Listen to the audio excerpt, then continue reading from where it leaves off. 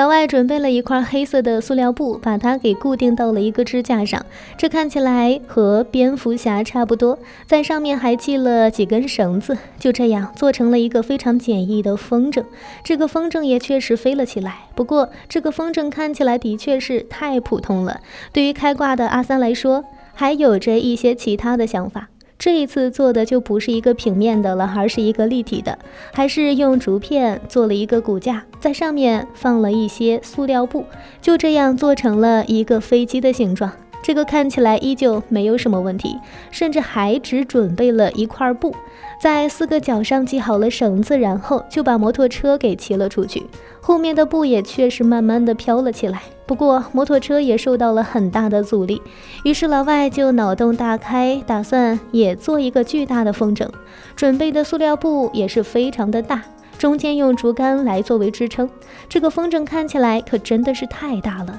阿三就算是开过挂，自己也没办法把它给放飞，于是就拴在了拖拉机上。风筝也没有飞起来，反而由于受到阻力，上面的竹竿都被掰弯了。看起来老外做的这巨大的风筝并不怎么样啊，这次实验也是彻彻底底的翻车了。不过大家可不要模仿这种行为呀。